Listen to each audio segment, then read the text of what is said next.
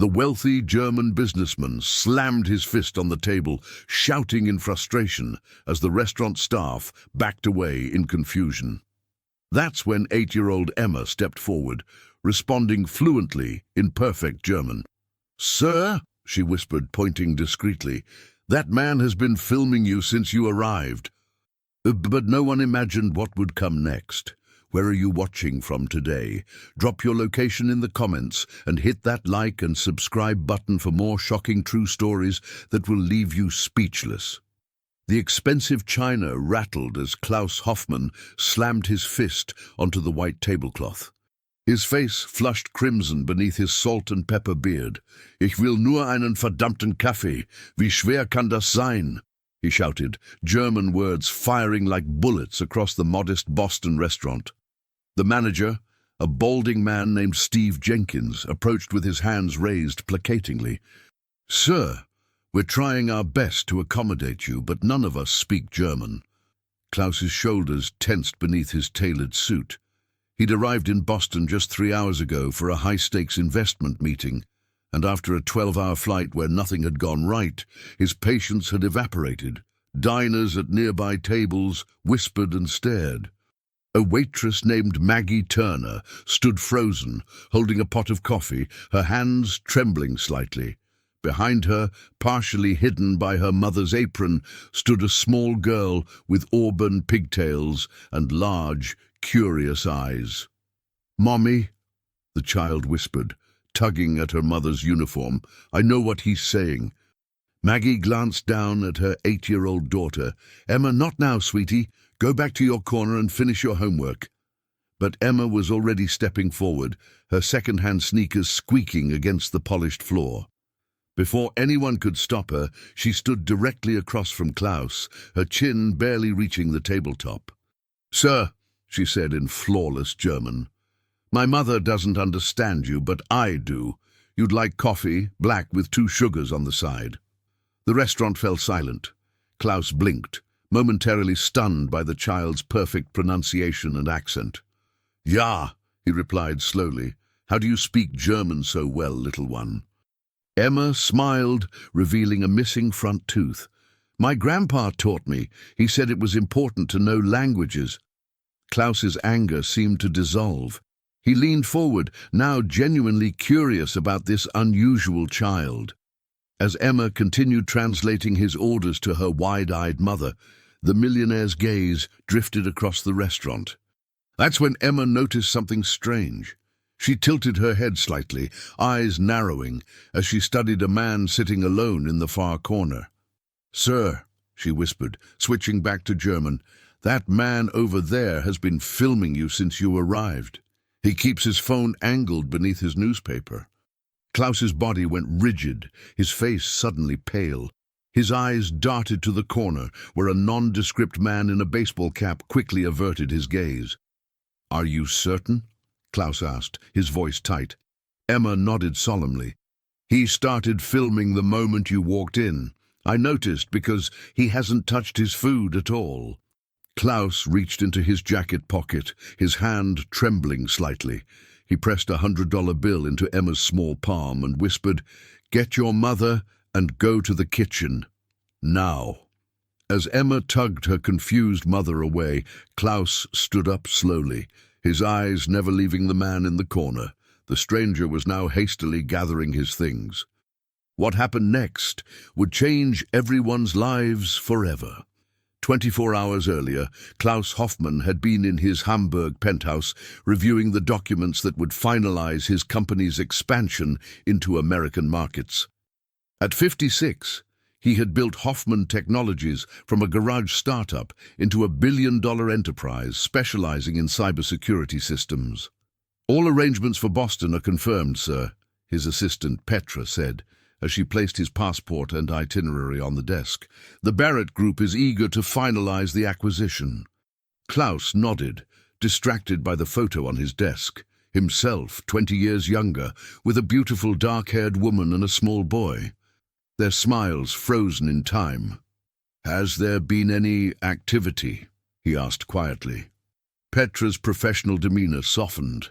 "No, sir. The accounts remain dormant. The investigators haven't found anything new. It had been 15 years since his wife and son had disappeared. 15 years of searching, of false leads and dashed hopes. The police had long since closed the case, suggesting that Maria had simply left him, taking 7-year-old Lucas with her. But Klaus had never believed it. "Very well," he said, closing the file. "The Boston deal needs to happen without complications. Too many people are counting on us." What Klaus didn't mention was the anonymous email he'd received that morning. No text, just an image. The Boston harbor at dawn. It was the same location where he'd first met Maria 25 years ago, when he was a struggling engineering student and she was a vibrant art history major studying abroad. As his private jet crossed the Atlantic, Klaus stared at the old photograph, wondering if the email was just another cruel prank or something more. He'd received dozens over the years, opportunists trying to extort money with false promises of information about his family. Yet something about this felt different. The timing, just before his highly publicized trip to Boston, seemed too perfect to be coincidental. His security team had advised against the trip, but Klaus had dismissed their concerns. If there was even a fraction of a chance that this had something to do with Maria and Lucas, he had to go. The plane landed in Boston at 2:43 p.m. His driver, arranged by his American partners, delivered him to the Ritz-Carlton, where he was scheduled to rest before tomorrow's meetings. Instead, Klaus had slipped out a service entrance, taken a taxi to the harbor, and spent 2 hours walking along the waterfront where he'd once been young and in love. No one had approached him. No messages. Nothing but tourists and joggers enjoying the crisp autumn afternoon. Disappointed and hungry, Klaus had chosen a small restaurant at random, Maggie's Place, hoping to gather his thoughts before returning to the hotel. Now, as he stared at the man who'd been secretly filming him, a cold realization settled in his stomach. This wasn't about the business deal. Someone had lured him to Boston, and they'd been watching him from the moment he arrived. The man in the baseball cap was halfway to the exit when Klaus called out, "Stop him!" Chaos erupted in the restaurant as the stranger bolted for the door. The stranger was fast, but Klaus was fueled by 15 years of unanswered questions. He lunged across the restaurant, colliding with the fleeing man just as he reached the exit. They crashed through the glass door in a shower of shards and tumbled onto the sidewalk. "Who are you?" Klaus demanded, pinning the younger man against the concrete. "Why were you filming me?" The man's baseball cap had fallen off, revealing close-cropped hair and a face that was unnervingly familiar. For a second, Klaus's grip loosened in shock. That moment of hesitation was all the stranger needed. He drove his knee upward, catching Klaus in the stomach. As the millionaire doubled over, gasping, the man scrambled to his feet. "They said you'd come if we used the right bait," the stranger spat, his accent distinctly American, but with hints of something else beneath. "You're still so predictable." Before Klaus could recover, the man sprinted down the street and disappeared around a corner. A phone, not the one he'd been filming with, lay shattered on the sidewalk. Inside the restaurant, chaos reigned. Customers were standing on chairs, some filming with their phones, others rushing for the exits. The manager was on the phone with police, while waitstaff tried to maintain order. Through the commotion, Klaus spotted Emma and her mother Maggie huddled near the kitchen door, the little girl's eyes wide with fear. He made his way to them, ignoring the glass shards clinging to his expensive suit. "Are you hurt?" Maggie asked, her protective arm around Emma's shoulders. Klaus shook his head, though his ribs ached where the stranger had struck him. "I need to speak with your daughter," he said, then added more gently, "Please. It's important." Maggie hesitated, then nodded. 5 minutes. In the office where it's private. The manager's office was barely larger than a closet, with filing cabinets lining one wall and a desk cluttered with invoices and schedules. Emma sat on a folding chair, her legs swinging nervously above the floor. You speak German like a native, Klaus said, kneeling to meet her at eye level. Who taught you? Emma glanced at her mother, who nodded encouragingly. My grandfather, she replied. He's from Munich. He lives with us since Grandma died. And your father? Klaus asked carefully. Maggie's posture stiffened. Emma's father isn't in the picture, she said sharply. He left before she was born. Outside, sirens wailed as police arrived. Klaus knew he had minutes before questions would start, questions he wasn't prepared to answer publicly. That man, he said urgently to Emma, did he say anything while he was watching me? Emma's forehead wrinkled in concentration. He was on the phone before you came in. He said, ist hier. He is here. And then she hesitated. Go on, Klaus encouraged. He said something about the boy being ready. It didn't make sense. Klaus felt as though the floor had dropped from beneath him. The boy? Could it possibly be Lucas, after all these years? The office door opened as a police officer appeared. Sir, we need to ask you some questions about the altercation. Klaus stood slowly, his mind racing. Of course, he said, then turned to Maggie. I would like to speak with your father, if possible. Before Maggie could respond, Emma tugged at Klaus's sleeve. The man left something under his table, she whispered. I saw him tape it there when everyone was watching you fight. Detective Sarah Mitchell had seen enough wealthy men cause trouble to last a lifetime. In her 15 years with the Boston PD, she'd developed a sixth sense for when someone was hiding something. Klaus Hoffmann was definitely hiding something. Let me understand this, she said, tapping her pen against her notepad. They were seated in a corner of Maggie's place while forensics combed the sidewalk outside. You attacked a stranger because an 8-year-old girl told you he was filming you. Klaus adjusted his cufflinks, his composure fully restored. I reacted to a potential security threat. As the CEO of a cybersecurity company, I'm often targeted by corporate espionage. Detective Mitchell raised an eyebrow. And you normally handle these threats yourself rather than contacting authorities. Time was of the essence, Klaus replied smoothly. Across the restaurant, Emma sat with her mother and grandfather, the elderly man having arrived 30 minutes after Maggie called him. Hans Turner, born Hans Müller before immigrating to America and marrying Maggie's mother, was explaining to another officer what Emma had translated. Klaus kept glancing toward them, particularly at Hans.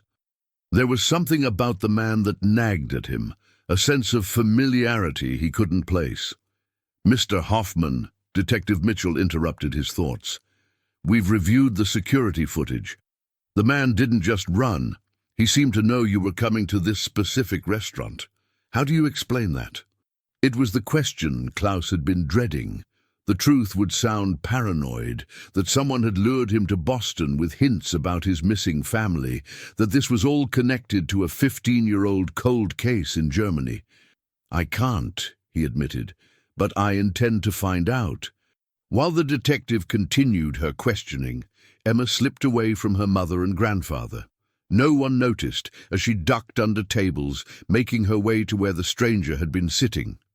With small, nimble fingers, she peeled off the piece of paper taped beneath the table and quickly returned to her family. Opa, she whispered to her grandfather in German, look what I found. Hans's face went ashen as he looked at the paper, a photograph of a teenage boy standing in front of a modern building.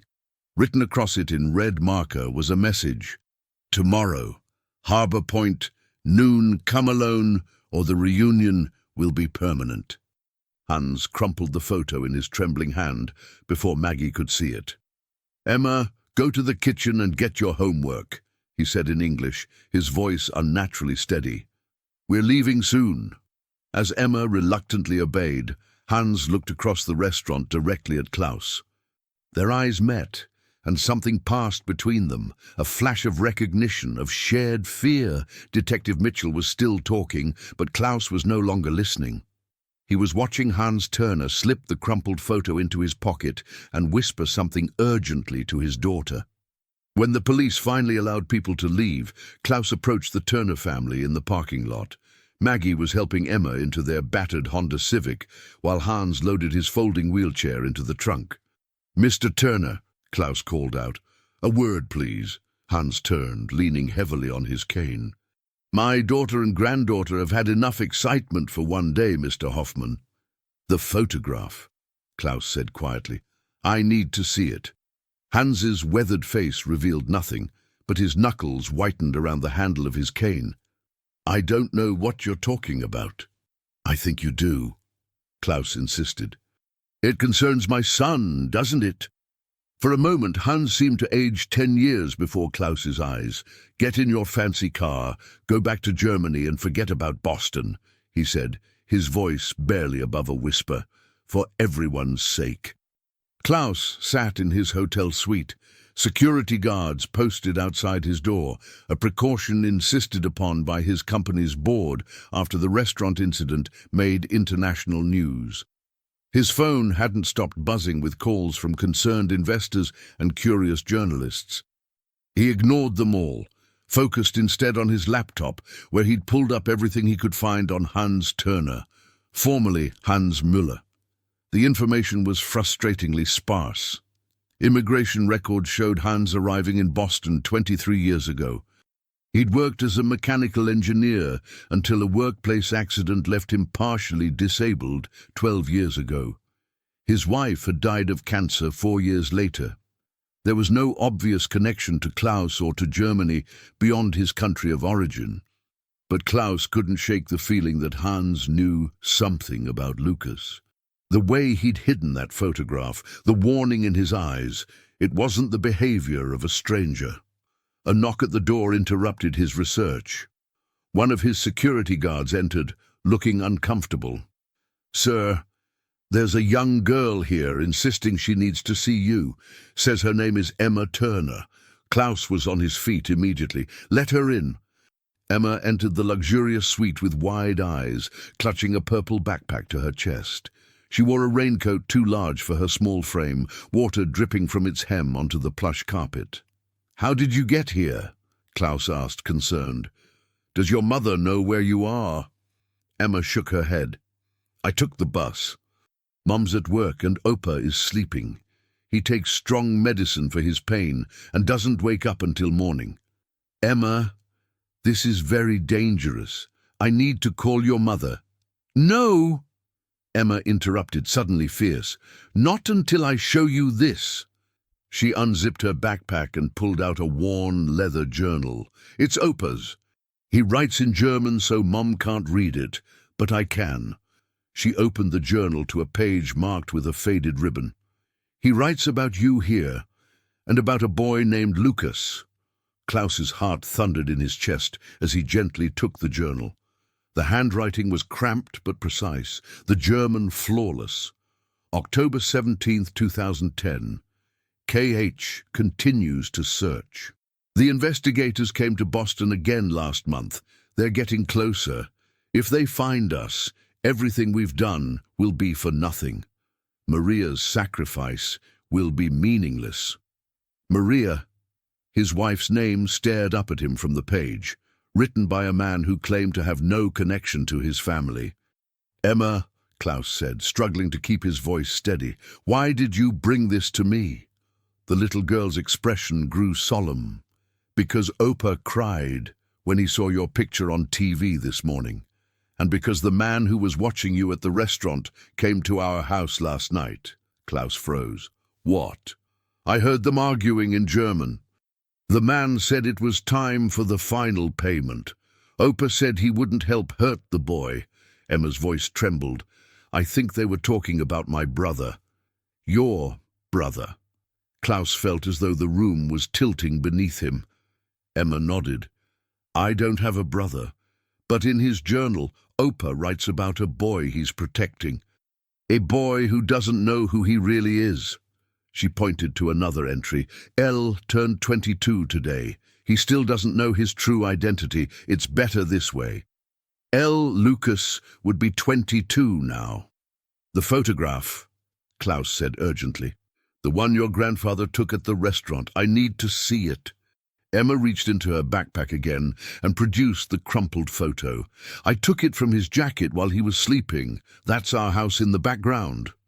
Klaus stared at the image of a young man with dark hair and familiar eyes, eyes that looked back at him every morning in the mirror. That's Jason, Emma said. He lives in the apartment above our garage. Opa says he's a distant relative, but she hesitated, suddenly seeming uncertain about her actions. But what, Emma? But sometimes I hear Opa call him Lucas when they speak German and think no one is listening. Maggie Turner's hands shook as she tried to fit her key into the lock of her modest home.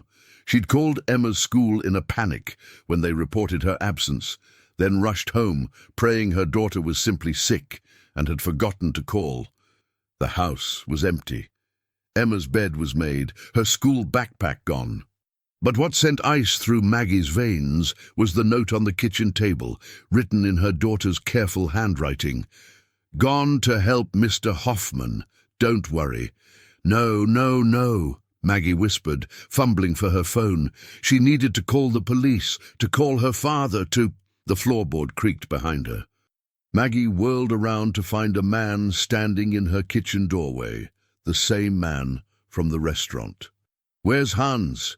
The man asked, his voice deceptively calm. Maggie backed away, reaching blindly for anything she could use as a weapon. Get out of my house or I'm calling the police. The man stepped forward, revealing a gun held casually at his side. Let's try again. Where is Hans Müller, and where is the girl?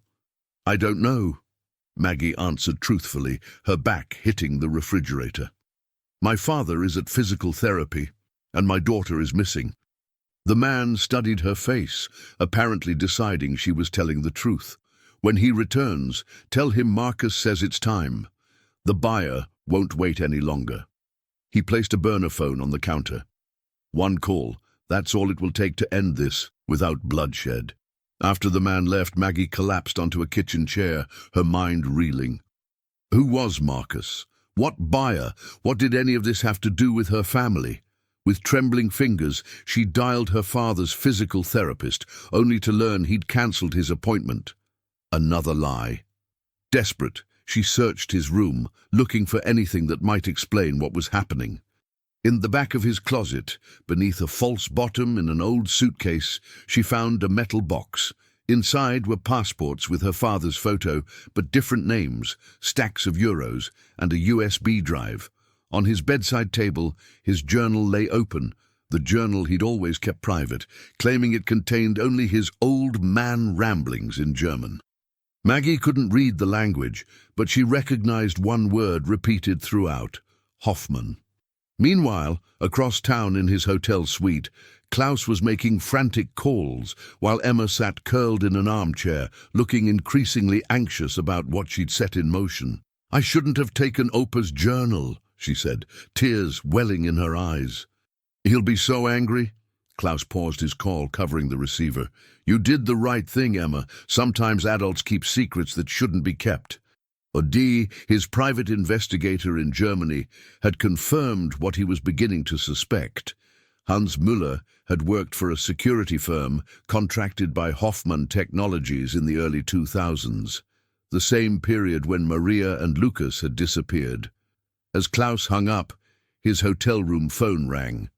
The front desk informed him that a young man was asking to see him, a young man named Jason Turner. Emma's eyes widened. That's my brother. I mean, not my real brother, but... I understand, Klaus said gently, then told the desk to send him up. 5 minutes later, a knock came at the door. Klaus opened it to find himself face to face with the young man from the photograph, a young man with Maria's dark hair and his own steel blue eyes. For 15 years, Klaus had imagined this moment, rehearsed what he would say. But now, looking at the son he'd lost, the son who didn't know him, words failed him completely. Are you Klaus Hoffman? Jason asked, his voice wary. I am, Klaus managed to reply. My name is Jason Turner, and I think... The young man took a deep breath. I think you might be my father. Before Klaus could respond, his phone buzzed with a text from an unknown number. "You broke the rules. Now you'll lose them both again." The silence in the hotel suite was electric. Emma had launched herself at Jason, wrapping her small arms around his waist. "I knew you'd come! I knew it!" she exclaimed, her face alight with excitement. Jason awkwardly patted her head, his eyes never leaving Klaus's face. "Emma texted me from a number I didn't recognize. Said it was an emergency." His voice held the slight inflection of someone who had learned English as a child, not from birth, something most wouldn't notice, but to Klaus's trained ear, it was unmistakable. "Please sit down," Klaus said, gesturing to the seating area. His hands were shaking slightly. "Emma has shown me some concerning information." Jason remained standing, his posture defensive. He was tall, taller than Klaus remembered Lucas being, but then Lucas had been only 7 when he disappeared. The resemblance to Maria was striking, the same dark waves of hair, the same determined set of the jaw. "I've spent my entire life with questions," Jason said. "Hans, my grandfather, told me my parents died in a car accident when I was young, but there are no photos, no graves to visit, no stories about them." His voice hardened. 2 months ago I found adoption papers with my name on them, except the name wasn't Jason Turner, it was Lucas Hoffman." Emma gasped. Klaus felt the room tilt around him. "When I confronted Hans, he told me everything was complicated, said it was for my protection." Jason's fists clenched at his sides. "Last week I saw your name in a business journal. Hoffman Technologies expanding to Boston. I searched you online and found articles about your missing wife and son. The timing matched, the age matched." Then why didn't you contact me directly?" Klaus asked, his voice barely above a whisper. "Because Hans begged me not to. He said people would die." Jason ran a hand through his hair, the same gesture Klaus himself made when stressed. "But then I saw you at the restaurant and I couldn't just—" The hotel room phone rang sharply, cutting him off. Klaus answered, his eyes still fixed on Jason. "Mr. Hoffman," came the concierge's voice, "there's a Maggie Turner insisting on seeing you immediately. She appears quite distressed." "Send her up," Klaus replied. Moments later, Maggie burst into the suite. Her waitress uniform rumpled and her eyes wild with panic. When she saw Emma, she rushed forward and enveloped her daughter in a fierce embrace. "Emma Marie Turner, don't you ever disappear like that again," she cried, then looked up to see Jason. "You're here too? What is going on?" "Mom," Emma said solemnly, "I think Jason is Mr. Hoffman's son." Maggie's face drained of color. That's not possible." "Isn't it?" Klaus asked gently. "Your father worked for my company's security team 15 years ago when my wife and son disappeared. The timing of his immigration to Boston, the secrets, the false identities, it all points to one conclusion." "No," Maggie shook her head vehemently. "My father is a good man. He wouldn't kidnap a child." "Unless he believed he was saving one," Klaus suggested. "Hans's journal mentions Maria's sacrifice. What if my wife arranged this? What if she was trying to protect Lucas from something or someone?" The room fell silent as the implications settled over them. It was Jason who finally spoke, his voice unsteady. "If I am Lucas Hoffman, then who is trying to hurt me now? Who was that man at the restaurant, and why does he have a gun?"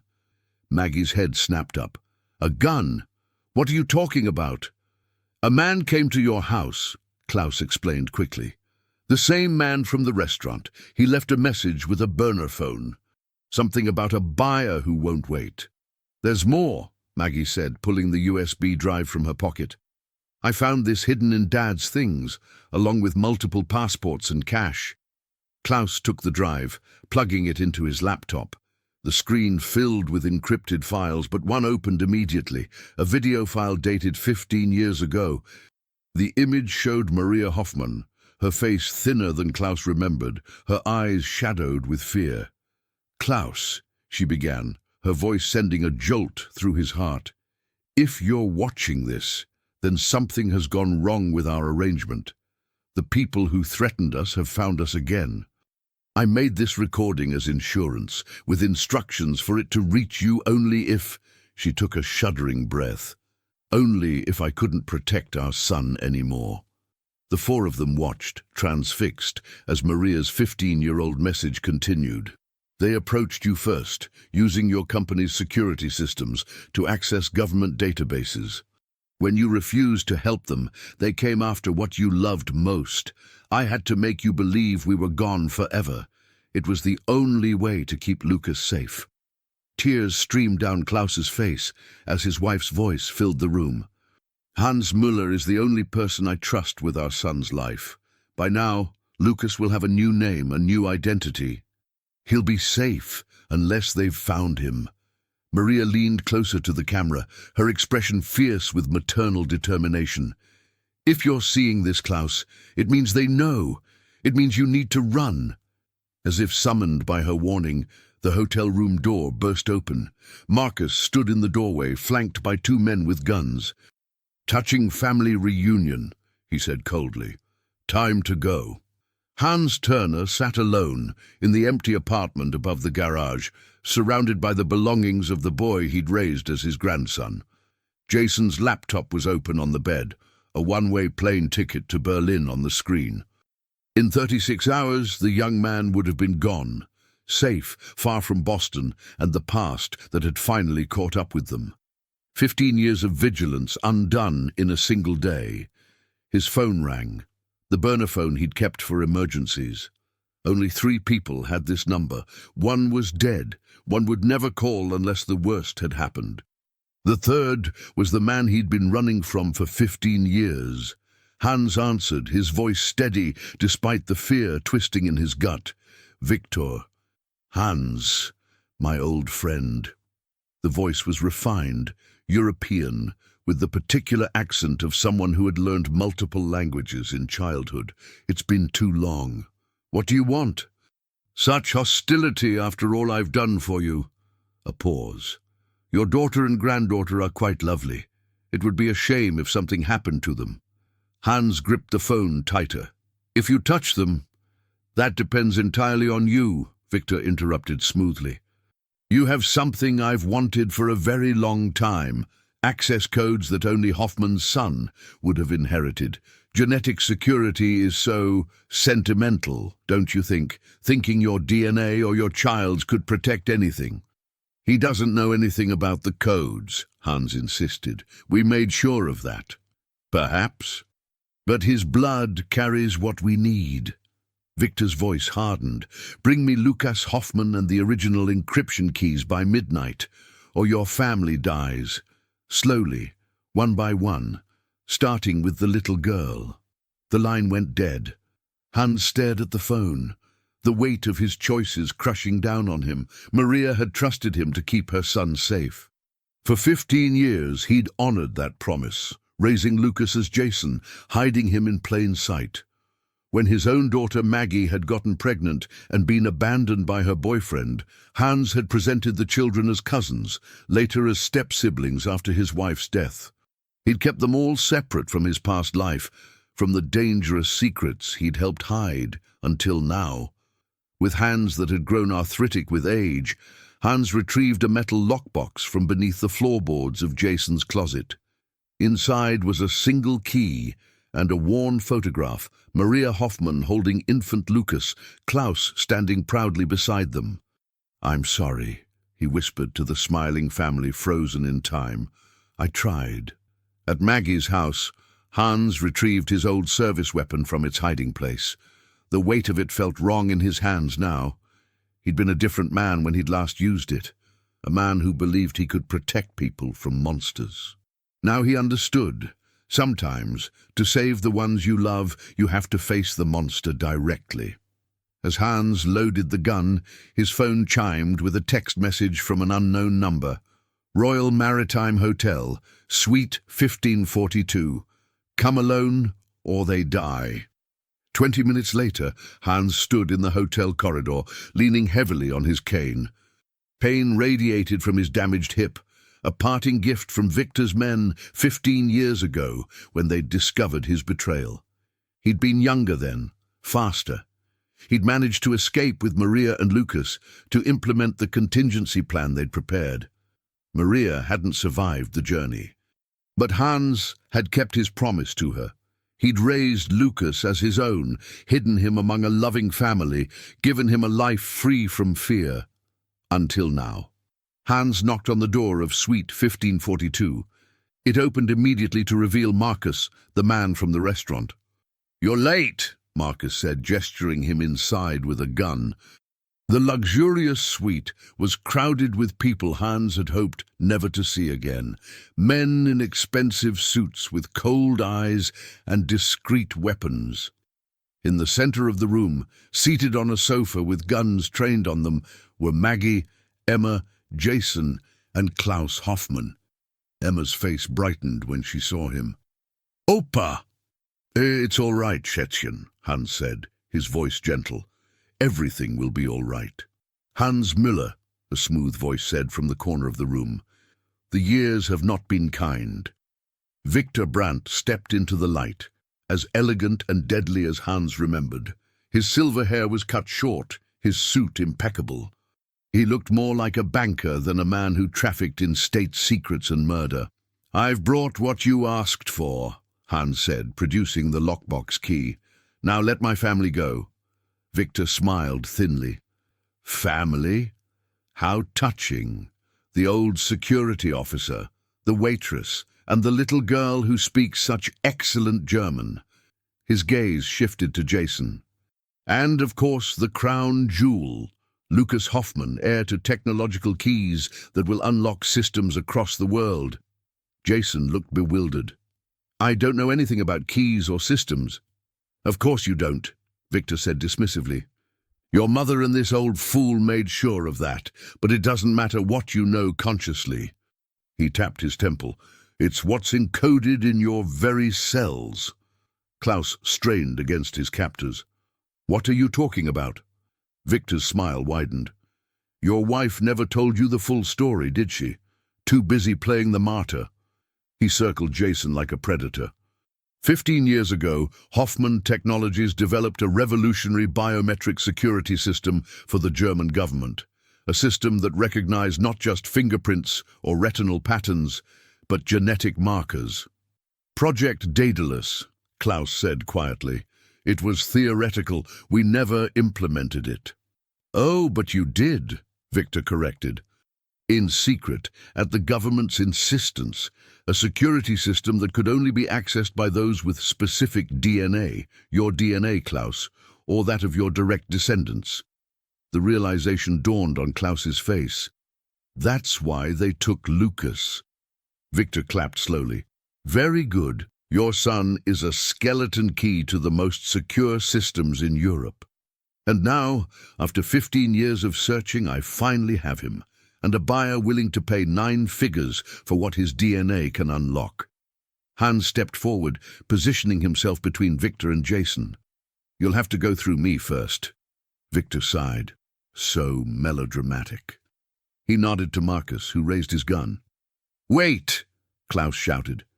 "The system wouldn't work even if you had Lucas's DNA.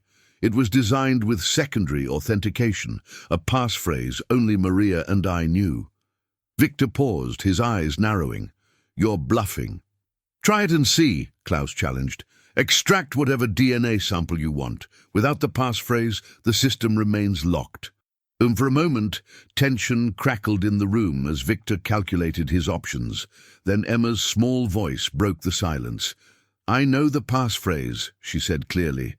"Mama Maria whispered it to me in my dreams." The room froze at Emma's declaration.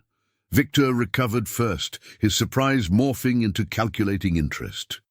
"What an unexpected development," he said, crouching to Emma's level. "And what did Mama Maria tell you in these dreams?" Maggie pulled Emma closer protectively. "She's just a child. She doesn't know anything." But Emma's gaze was steady, her voice confident. "The passphrase is Blauer Schmetterling über Hamburg, blue butterfly over Hamburg." Klaus's sharp intake of breath confirmed the impossible. Emma had recited the exact phrase he and Maria had chosen years ago, a reference to their first meeting when a rare blue butterfly had landed on Maria's sketchbook as she drew the Hamburg skyline. "Impossible," Klaus whispered, staring at the child. Hans's face had gone ashen. "Emma, how could you possibly know that?" "Mama Maria told me," Emma repeated simply. "She visits me sometimes when I'm sleeping. She has pretty dark hair and sad eyes. She says she's watching over Jason to keep him safe." A chill pervaded the room. Even Victor appeared momentarily unsettled. "A remarkably convenient story," he said, recovering his composure. "But it hardly matters how the child knows. What matters is that we now have everything we need." He gestured to his men. "Prepare them for transport. The buyer expects delivery by morning." Marcus moved to grab Emma, but Hans intercepted, swinging his cane with surprising force. The blow caught Marcus in the temple, sending him staggering. In the momentary confusion, Klaus lunged at the nearest guard while Jason tackled another. Chaos erupted. Maggie pulled Emma behind an overturned table as gunfire erupted. Hans fought with the desperation of a man who had nothing left to lose, using his cane as a weapon with deadly precision. Klaus had managed to wrest a gun from one of the guards, and now traded shots with Victor's men, ducking behind furniture for cover. "Jason, get them out!" Hans shouted, gesturing toward a service door at the back of the suite. Jason hesitated, unwilling to leave the only father figure he'd ever known. "Go!" Hans commanded, striking another guard. "Keep them safe." Torn between staying and fleeing, Jason made his choice. He grabbed Emma in one arm, took Maggie's hand with the other, and ran for the service door. Klaus provided covering fire, backing toward the exit after them. Victor, seeing his prize escaping, raised his own weapon. "Stop them!" The bullet was meant for Jason, but Hans threw himself into its path. The impact knocked him backward, blood blossoming across his chest. He fell heavily, his eyes finding Jason's one last time before the young man disappeared through the door. In the service corridor, alarms blared as hotel security responded to the gunshots. Jason led Maggie and Emma through the maze of back hallways, following exit signs toward the loading dock. Klaus was close behind, firing occasional shots to discourage pursuit. They burst into the hotel's underground parking garage, the sounds of police sirens growing louder from the street above. "We need transportation," Klaus said urgently, scanning the rows of vehicles. Jason spotted a delivery van with keys dangling in the ignition, the driver likely having stepped away for just a moment. "There!" They piled into the van, Jason behind the wheel. As he started the engine, the garage door began to close. Hotel security locking down the building. "Hang on," Jason warned, then floored the accelerator. The van shot forward, scraping beneath the descending door with inches to spare, then careened onto the street. "Where are we going?" Maggie asked, clutching Emma close as the van swerved through traffic. Klaus checked the magazine of his stolen gun. 3 bullets left. "Somewhere Victor won't think to look." "I know a place," Jason said grimly. "An old boathouse Hans showed me years ago. He called it our emergency exit." 20 minutes of tense driving brought them to a dilapidated marina on the outskirts of Boston. Most of the boathouses were abandoned, victims of economic downturn and coastal development elsewhere. Jason led them to the farthest structure, its weathered boards nearly invisible in the growing darkness. Inside was a small cabin cruiser, covered with a tarp but seemingly well-maintained. "Hans brought me here every month to check on it," Jason explained as he uncovered the boat. "Said it was insurance. I never understood why until now." As they prepared the boat, Emma tugged at Klaus's sleeve. "Opa is gone, isn't he?" she asked, her eyes too knowing for an 8-year-old. Klaus knelt beside her. "I don't know, Emma, but he fought very bravely to protect you." Emma nodded solemnly. "Mama Maria says he'll be with her soon. She's waiting for him." Klaus felt goosebumps rise on his arms. Before he could respond, Jason called from the boat. It's ready. We need to go now. As they boarded, Maggie pulled Klaus aside. My daughter has never met your wife. She's never even seen a picture of her. How could she possibly know about the passphrase or what Maria looked like? Klaus had no answer. I don't know, but right now we need to focus on staying alive. The boat's engine rumbled to life. Jason guided it skillfully out of the boathouse and into the dark waters of Boston Harbor. Behind them, flashing lights illuminated the marina as Victor's men arrived, too late to stop their escape. As the city lights receded, Emma stood at the railing, her small face tilted up to the stars. She whispered something in German, words too faint for the others to hear. But out on the water, with the wind carrying her voice away, no one noticed the blue butterfly that had impossibly appeared in the cold October air, fluttering around the little girl, before disappearing into the night. Detective Sarah Mitchell stared at the crime scene photos spread across her desk, 6 dead bodies in a luxury hotel suite. Blood spatter analysis, ballistics, fingerprints, all pointing to a firefight of professional caliber. Among the dead was Hans Turner, shot once through the chest. His fingerprints had triggered alerts across multiple international databases, revealing a history far more complex than that of a retired engineer. Hans Miller, her partner said, dropping a file beside the photos. Former German intelligence officer, specialized in extraction and relocation of high-value assets. Disappeared 15 years ago during an operation that went sideways. Sarah flipped through the file. And now he turns up dead in Boston, along with 5 professional mercenaries, and our only suspects are a German tech billionaire, a waitress, an 8-year-old girl, and a college student. Don't forget the mysterious Victor Brandt, her partner added. Interpol has had a file on him for decades. Arms dealing, corporate espionage, suspected assassinations. Never enough evidence to make anything stick. Sarah rubbed her temples. And he just happens to be in Boston the same week Hoffman arrives for a major business deal? The business deal was cancelled this morning. Hoffman's company issued a statement saying he's taking personal leave for family reasons. A knock at the door interrupted them. A junior officer entered, looking excited. Detective Mitchell, we found something. The hotel's maintenance staff discovered a hidden camera in the fire alarm of Suite 1542. It was still transmitting. Sarah sat up straighter. Transmitting to where? An IP address in Hamburg, Germany. And there's more. We pulled the hotel security footage. You need to see this. The officer set up his tablet, playing a video that showed Klaus Hoffman, Maggie Turner, her daughter Emma, and a young man running through the service corridors, pursued by armed men. The timestamp matched the estimated time of the shootout. So they escaped, Sarah said. But where would they go? Her phone rang. The crime lab. She listened intently, her expression growing increasingly troubled. You're certain? She asked finally. Run it again. I want to be absolutely sure. After hanging up, she turned to her partner. The DNA results just came in. The blood at the scene belongs to the victims, Hoffman, and 2 unknown males. But there was something else, a partial print on a glass, that belongs to the young man seen fleeing with Hoffman. And?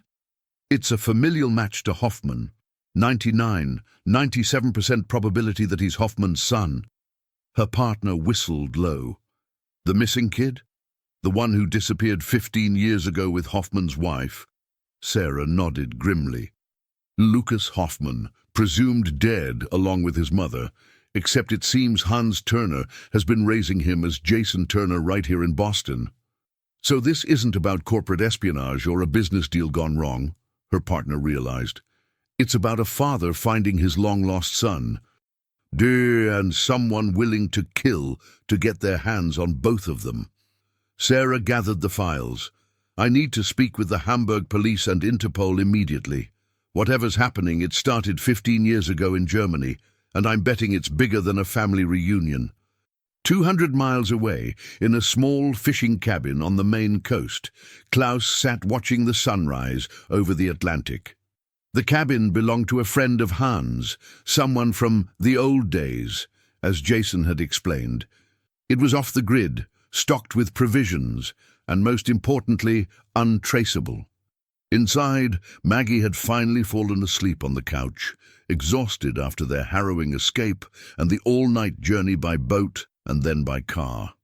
Emma slept beside her, curled up like a cat, her face peaceful despite everything she'd witnessed. Jason, Lucas, emerged from the cabin carrying 2 mugs of coffee. He handed one to Klaus and sat beside him on the weathered porch steps. "Thank you," Klaus said, accepting the coffee. They sat in silence, watching the waves. It was Jason who finally spoke. "I still don't remember you," he said quietly. "I've been trying all night, but there's nothing, no memories of Germany, of you, of—" He hesitated. "Of my mother." Klaus nodded, the pain still fresh. "You were 7 when they took you, young enough to adapt, to forget." "Hans," Jason's voice caught. "Hans never told me the truth. All those years he let me believe my parents were dead. To protect you," Klaus said. "And he succeeded. You grew up safe, loved." Maria would have wanted that. Jason turned to face him fully. "Tell me about her, my real mother. What was she like?" Klaus's eyes grew distant with memory. Brilliant, passionate. She was an art historian with a mind like a steel trap. She could look at a painting and tell you not just who painted it, but what they had for breakfast that day. He smiled sadly. "She loved puzzles, mysteries. That's how we met. She was trying to authenticate a Renaissance manuscript, and my company had developed scanning technology that could detect ink compositions." "And she died protecting me," Jason said. "From Victor, it appears so." Klaus stared into his coffee. "I spent 15 years searching for you both, never knowing she'd made the ultimate sacrifice to keep you hidden." "But why?" Jason pressed. "What is this genetic key Victor mentioned? Why would the German government build a security system that only our family could access?" Before Klaus could answer, Emma appeared in the doorway, rubbing sleep from her eyes. "The butterfly says we need to move," she announced. "They're coming." Klaus and Jason exchanged concerned looks. The child's strange statements had become increasingly difficult to dismiss. "Emma, honey, what butterfly?" Jason asked gently. "The blue one. Mama Maria's butterfly." Emma pointed toward the tree line. "She says the bad men found us. We need to go now." As if confirming her warning, a distant engine sound reached their ears, the unmistakable rhythm of helicopter rotors. "Get your mother," Klaus told Jason urgently. "We need to be gone in 2 minutes." As they hurriedly gathered their few belongings, Klaus pulled Emma aside. "How do you know these things, Emma? How do you know about Maria?" Emma looked up at him, her eyes ancient in her young face. "Don't you remember? You were there too, when Mama Maria made her promise." "What promise?" "That she would always watch over her son." Emma took his hand with complete confidence. "And now she watches over me too, so I can help find him when it was safe. She's been waiting for so long." Before Klaus could process her words, the helicopter sound grew louder. Through the cabin window, he could see a black dot approaching over the ocean. "We're out of time," Jason announced, supporting a still groggy Maggie. "There's a path through the woods to a secondary road. Hans said there's always a car hidden in the old barn with emergency supplies." As they fled into the forest, the helicopter grew closer. Emma, running alongside Klaus, suddenly stopped and pointed at something on the ground. "Look!" she exclaimed. A blue butterfly rested on a rock, its wings slowly opening and closing. "This way," Emma said confidently, changing direction. "Follow the butterfly." Against all logic, against everything he'd believed possible, Klaus found himself following an 8-year-old girl chasing a butterfly through the Maine wilderness, trusting that somehow, impossibly, Maria was still watching over them all. Victor Brandt surveyed the abandoned fishing cabin from the helicopter, his expression cold with fury. The infrared scanner showed no heat signatures. They had missed their quarry by minutes. "Land," he ordered the pilot, "and tell the ground team to widen the search perimeter. They can't have gone far." As the helicopter descended, Victor checked his phone. The message from his contact in German intelligence confirmed his worst fears. The Daedalus Protocol had been activated. After 15 years dormant, the system was coming online. Someone had used Lucas Hoffman's DNA and the correct passphrase to initiate the sequence, but that was impossible. The boy had been in his sight, then escaped. The activation had come from Hamburg, not Boston, unless... "Find them," Victor hissed to Marcus as they disembarked. "Find them now." Deep in the forest, Klaus, Jason, Maggie, and Emma followed a winding game trail that no map showed. The blue butterfly appeared and disappeared among the trees, always just ahead, always visible when they reached a fork in the path. "This is insane," Maggie whispered to Klaus. "We're following a butterfly my 8-year-old thinks is communicating with her." "I know," Klaus admitted. "But every survival instinct I have says to trust her right now." They had been walking for nearly an hour when Emma suddenly stopped. The butterfly had vanished, and in its place was a small clearing with a moss-covered boulder at its center. "Here," Emma said, approaching the boulder. "Mama Maria says what you need is underneath." Jason and Klaus exchanged skeptical glances, but began to examine the area.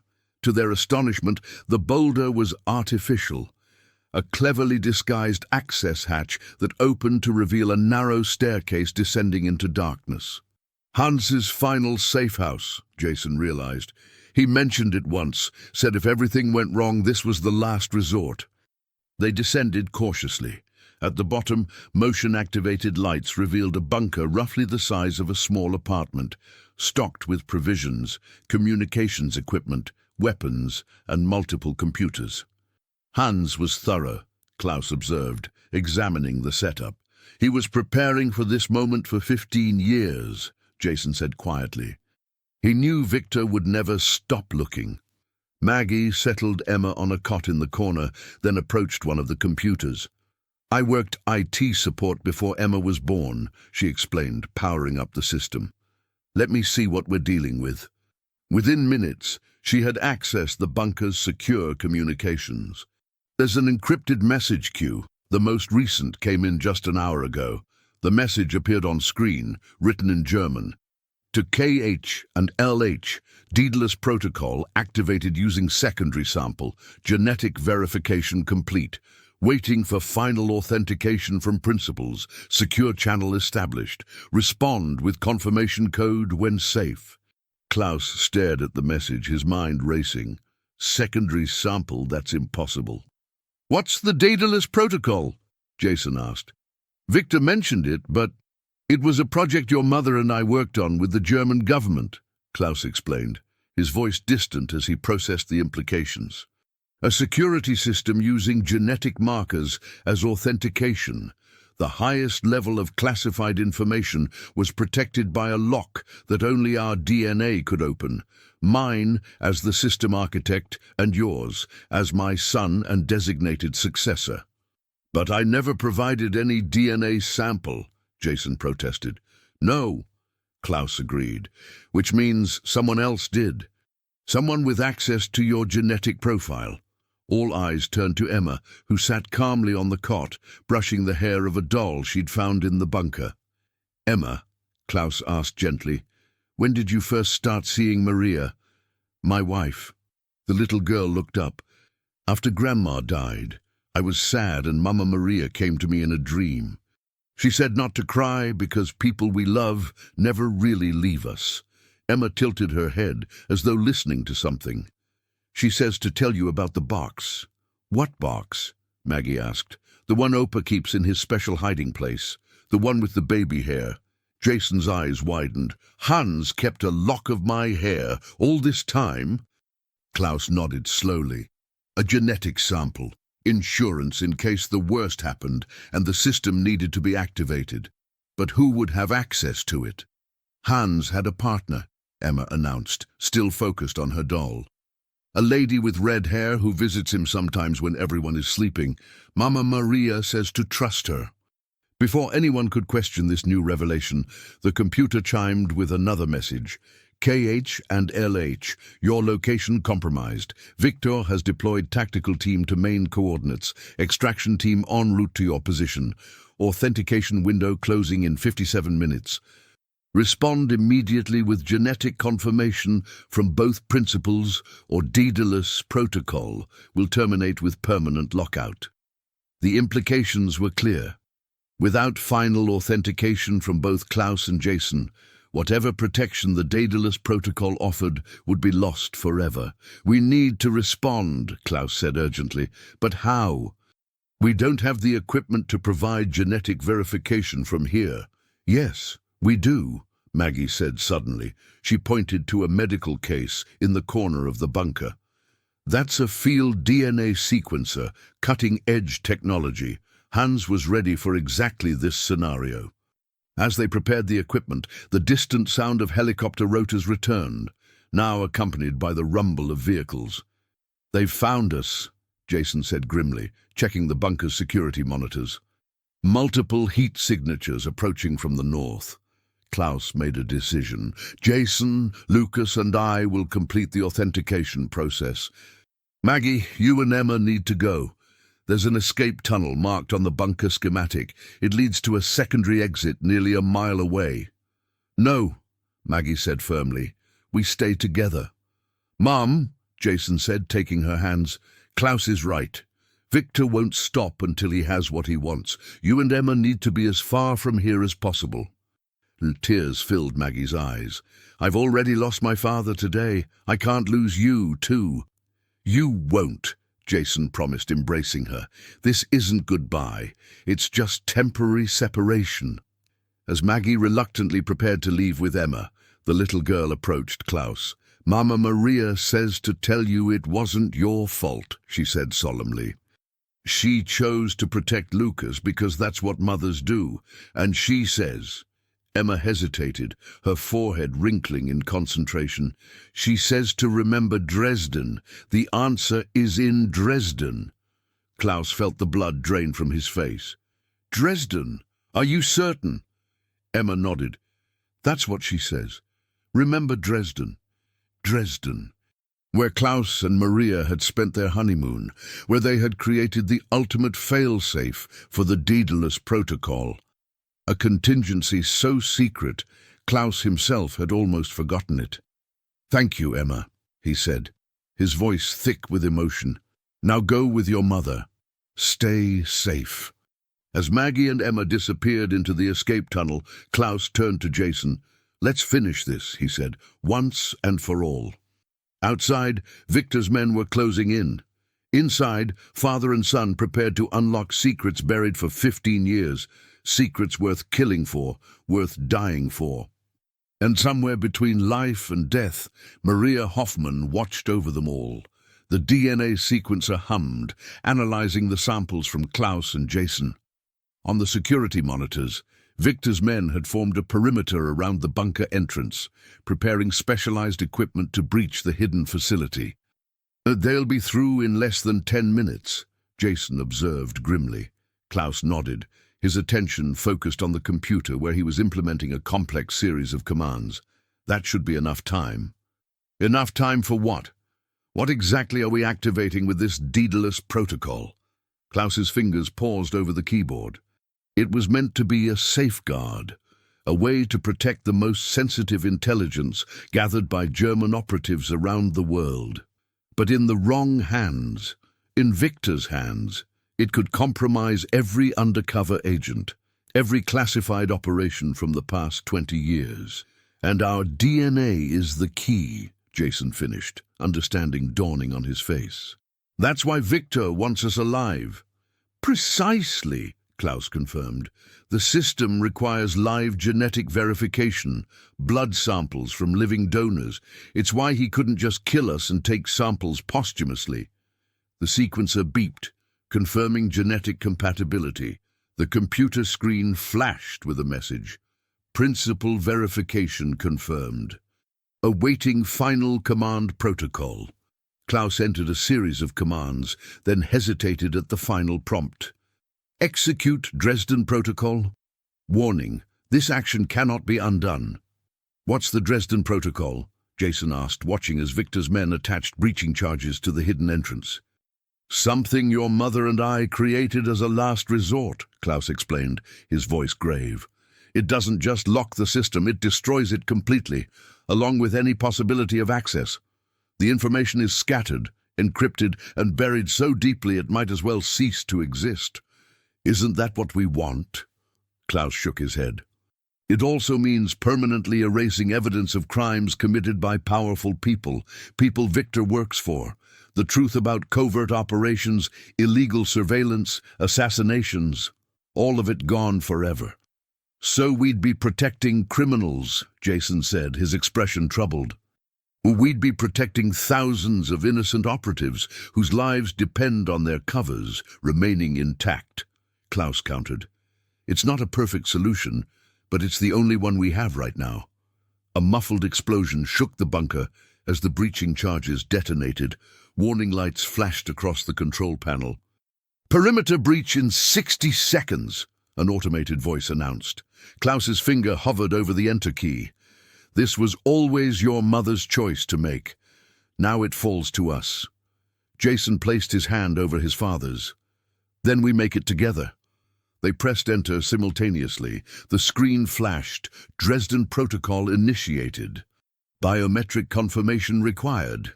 A small scanner extended from the console. Klaus placed his palm on it, followed by Jason. As their handprints were verified, the system began its final sequence. Genetic line confirmed. Emergency protocols engaged. Countdown initiated. 30 seconds to complete system purge.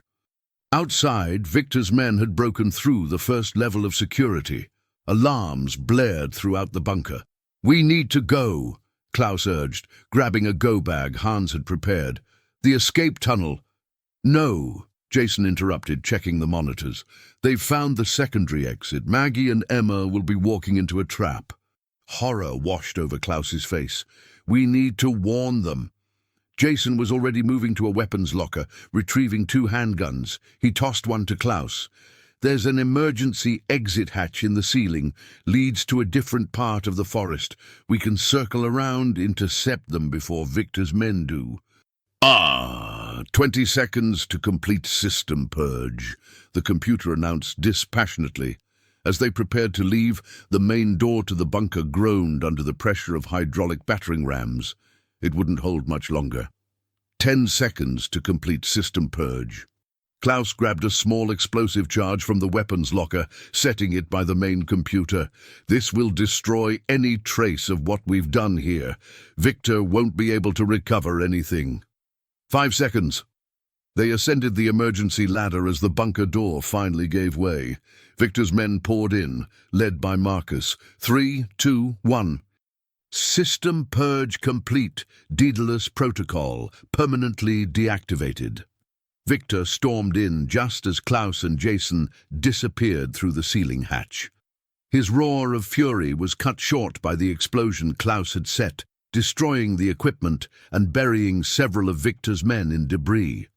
In the forest above, Klaus and Jason emerged from the hidden hatch, orienting themselves quickly before heading toward the secondary escape route, where Maggie and Emma would exit. They moved silently through the dense woods, years of Klaus's corporate security training and Jason's wilderness experiences with Hans making them effective despite never having worked together before. After 10 minutes of careful navigation, they spotted the secondary exit, a small opening disguised as a hollow tree trunk, and beside it, 2 of Victor's men laying in wait. Klaus and Jason exchanged glances, communicating without words. They separated, circling to approach the men from different angles. Jason struck first, taking down one man with a precision blow to the head. The second turned, raising his weapon, but Klaus was already there, disarming him with practiced efficiency. "Secure them," Klaus ordered, and Jason quickly bound the unconscious men with their own zip ties. "Emma and Maggie should have been here by now," Jason worried, examining the tunnel entrance. Unless... A child's scream echoed through the forest, distant but clear. Both men froze, then sprinted toward the sound. They burst into a clearing to find a nightmare scene. Victor himself holding Emma, a gun to her head. Maggie knelt on the ground, restrained by Marcus. 3 other armed men surrounded them. "Ah, the Hoffman men, together at last," Victor said coldly. "How touching." "Let them go," Klaus demanded, his gun aimed at Victor's head. "This is between us." "I'm afraid not," Victor replied. "You've destroyed 15 years of my work with your little computer trick. Now I have nothing to sell." He pressed the gun harder against Emma's temple, making her whimper. "Nothing except a German billionaire's son." "The Daedalus protocol is gone," Jason said, his own weapon trained on Marcus. "Killing us won't bring it back." Victor smiled thinly. "No, but it will bring me considerable satisfaction. And a hostage with Hoffman blood will still fetch a handsome price from certain parties." Emma, despite her fear, suddenly went very still. Her eyes widened, as if seeing something invisible to everyone else. "She's here," the little girl whispered. "Quiet," Victor hissed, but Emma continued, her voice growing stronger. "Mama Maria is here. She says you failed, just like before." A flicker of uncertainty crossed Victor's face. "What nonsense is this?" "She says to tell you, Dresden remembers what you did, and now the world will too." Victor's composure cracked. "Impossible. The child is playing tricks." A blue butterfly appeared, floating directly between Victor and Klaus. For a moment, everyone stared, transfixed by its impossible presence in the cold Maine forest. In that split second of distraction, Emma bit Victor's hand hard. He jerked in surprise, his grip loosening just enough for the child to slip free. She ran toward Jason as chaos erupted. Klaus fired, hitting Marcus in the shoulder. Jason lunged for Maggie, pulling her to safety behind a large tree as bullets sprayed the clearing. Victor, bleeding from Emma's bite, grabbed for the girl again, but something strange happened. The blue butterfly multiplied, becoming dozens, then hundreds of blue butterflies, swarming around Victor and his men, obscuring their vision. "What is this?" Victor screamed, swatting uselessly at the butterflies. In the confusion, Klaus and Jason managed to overpower 2 of Victor's men. Maggie had grabbed Emma and was running deeper into the forest. Victor, now alone and increasingly desperate, aimed his gun wildly. "This changes nothing," he shouted. "I'll find you! I'll find all of you!" The sound of helicopter rotors cut through the air, but not Victor's helicopter. This one was emblazoned with the insignia of the German Federal Police. As the helicopter landed at the edge of the clearing, armed officers poured out, led by a woman with vibrant red hair. "Victor Brandt," she announced through a megaphone, "you are surrounded by agents of Interpol and the German Federal Police. Surrender your weapon." Victor's face contorted with rage as he realized the magnitude of his defeat. With a cry of defiance, he raised his gun toward Klaus. A single shot rang out. Victor collapsed, a bullet through his chest. Behind him stood Detective Sarah Mitchell, her service weapon still raised. "Boston Police," she said calmly. "Drop your weapons, all of you." The red-haired woman approached, holstering her own gun. "Agent Claudia Becker, German Federal Police," she introduced herself to Detective Mitchell. "We've been tracking Brandt for 15 years." As the authorities secured the scene and medical personnel attended to the injured, Klaus found himself standing with Jason, Maggie, and Emma at the edge of the clearing. "It's over," Klaus said, hardly believing it himself. "After 15 years, it's finally over." Emma tugged at his sleeve. "Mama Maria says she has to go now. Her work is done." Klaus knelt beside the child, tears in his eyes. "Emma, how did you know all these things? How could you possibly know about Maria, about Dresden?" Emma shrugged, the gesture purely childlike again. "I just know. Opa said I was special." That sometimes people who are gone still find ways to help the people they love. She looked up at the sky, where the blue butterflies were dispersing, fading like morning mist. She loved you very much, both of you. Agent Becker approached the group. Mr. Hoffman, Lucas, she acknowledged with a nod. Hans Müller was my partner and friend.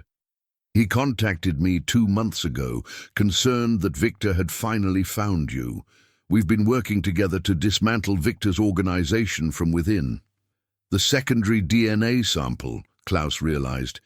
It was you. Claudia nodded. Hans entrusted me with a contingency plan years ago. When we learned Victor was closing in, we activated the Daedalus protocol from Hamburg, using the sample Hans had preserved. She looked at Jason with respect. Your mother would be proud of the man you've become. As medical personnel checked them for injuries and police took statements, Klaus found a moment alone with Jason.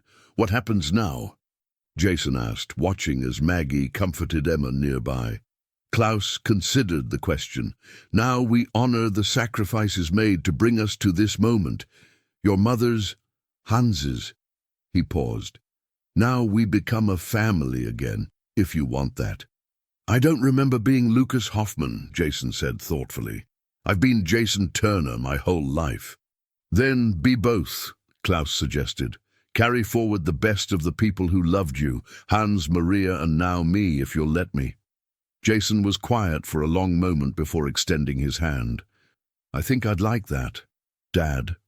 As they shook hands, a single blue butterfly landed briefly on their joined grip before fluttering away into the endless sky. 6 months later, at a small cemetery overlooking Boston Harbor, 4 people stood before a new memorial stone. The inscription read simply, Hans Müller, Father, Protector, Hero. Klaus, Jason, Maggie, and Emma placed flowers beside the stone. Emma had insisted on bringing blue cornflowers, because they match the butterflies, she had explained. Life had found a new normal. Klaus had moved his company's headquarters to Boston to be near his son. Jason had returned to college, now studying international security with a new understanding of its importance. Maggie had accepted Klaus's offer to fund a restaurant of her own, a dream she'd set aside when Emma was born. And Emma continued to see things others couldn't, to know things she shouldn't. But now, surrounded by people who understood her gift, she was thriving. As they turned to leave the cemetery, Emma suddenly stopped, her face lighting up with joy. Look!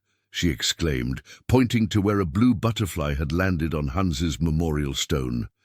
Opa says he's happy now. He's with Mama Maria, and they're watching over us together. Klaus wrapped an arm around Jason's shoulders, and Maggie took Emma's hand. Together, the unlikely family walked toward the future, a future secured by sacrifices made long ago and protected by guardians who transcended the boundaries between life and death.